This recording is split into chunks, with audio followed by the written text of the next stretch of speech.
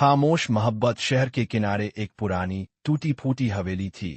लो ACCU valley हुअलीतैत वहां के बारे में मशहूर था कि रात को इसके दर ओ दीवार से सरगोशियों की आवाज आती है, जैसे कोई बातें कर रहा हो।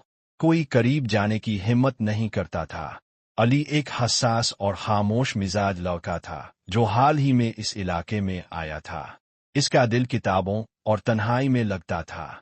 एक शाम वो हवेली के पास से गुजर रहा था कि अंदर से एक मध्यम सी आवाज सुनाई दी। एतम मिज सिंसेतेउ आली उन्हें। वो आवाज नरम, उदास और अजीब सी थी। तजस्सुस के हाथों मजबूर होकर वो अंदर दाखिल हो गया। अंदर हर तरफ धूल जिमी हुई थी, मगर एक कोने में वो खड़ी थी, सफेद लिबास पहने, लंबे सिया बालों वाली नाजुक सी लड़की। इसका नाम सबा था। इसकी आंखों में ऐसी गहरी उदासी थी जैसे वो सदियों से किसी का इंतजार कर रही हो। वक्त गुजरता गया। अली रोज शाम को हवेली आने लगा। वो और सबा घंटों बातें करते, पुराने गाने, ख्वाब, यादें। अली को लगता था जैसे सबा इसका वो हम सफर है जिसे वो हमेशा ढूंढता रहा। मगर एक बात अजीब थी, सबा कभी हवेली से बाहर नहीं आती थी। एक दिन अली ने कहा, सबा, कल मैं तुम्हें शहर ले जाऊंगा, सबको बताऊंगा कि तुम कितनी खास हो। सबा का चेहरा लम्हा भर को जर्द पड़ गया। अली, मैं बाहर नहीं जा सकती। वो इसने मुस्कुरा कर कहा, वक्त आने पर तुम जान जाओगे। अगली शाम जब अली आया तो हवेली में अजीब सा सुकूत था। सबा एक टूटे आईने के पास खड़ी थी। अली, तुम मुझसे वादा करो कि चाहे कुछ भी हो तुम डरोगे नहीं। अली ने हंसते हुए कहा, मैं क्यों डरूंगा। सबा ने आईने की तरफ इशारा किया। ये वो दिन था जब मैं मर गई थी। अली की सांस रुक गई। आईने में इसने देखा, सबा इसी सफेद लिबास में जमीन पर पड़ी थी और इसके माथे से खून बह रहा था। बाहर आंधी चल रही थी, खिड़कियां जोर से बज रही थी। अली ने पीछे मुड़कर देखा तो सबा की आंखें अब खाली थी और चेहरा खौफनाक, हड्डियों की झलक के साथ। इसकी आवाज अब गहरे खोखले गले जैसी थी। मैं इस हवेली से बंधी हूं, और अब तुम भी। दरवाजा जोर से बंद हुआ। अली दौड़ने की कोशिश करने लगा, मगर जमीन इसके कदमों को पकड़ रही थी। सबा आगे बढ़ी और इसका हाथ थाम लिया। हाथ बर्फ की तरह ठंडा था। मिशर स्वेट। इस खामोश मोहब्बत में इस दिन के बाद किसी ने अली को नहीं देखा।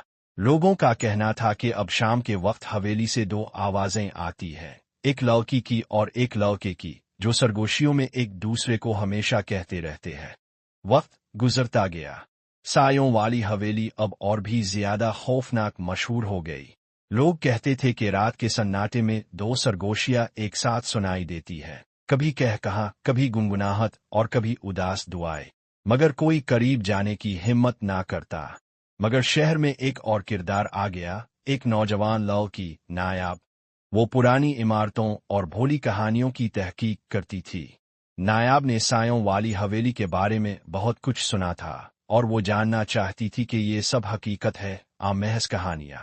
एक रात वो अपने कैमरे और टार्च के साथ हवेली में दाखिल हुई। दरवाज़ा हरतंस्तूरा खुद बिखुद ले। अंदर अंधेरा और बोसीदा लकड़ियों की खुशबू फैली हुई थी। जैसे ही वो कदम बढ़ाती गई, हवा में सरगोशियां सुनाई देने लगे। मिश सेटियर। नायाब के कदम रुक गए। इसने कैमरा ऑन किया, मगर लेंस के अंदर रोशनी के बजाय धुंधले साए उभरने लगे।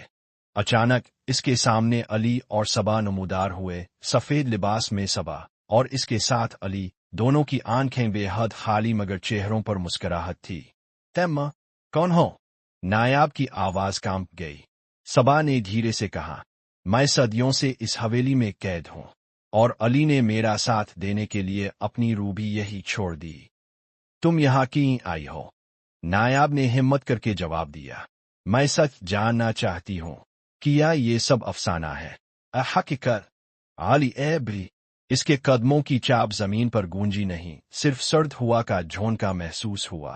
हकीकत कभी कहानियों में कैद नहीं रहती, मगर हर कहानी का एक अंजाम होता है, और तुम नायाब, तुम इस अंजाम का हिस्सा बनने आई हो।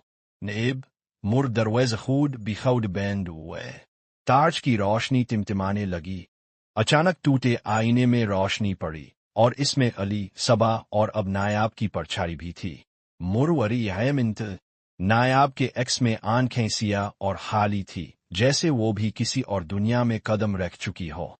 सबा ने मध्यम मुस्कुराहट के साथ कहा, अब हम तीन हैं। खामोश मोहब्बत कभी खत्म नहीं होती, ये बस बढ़ती जाती है।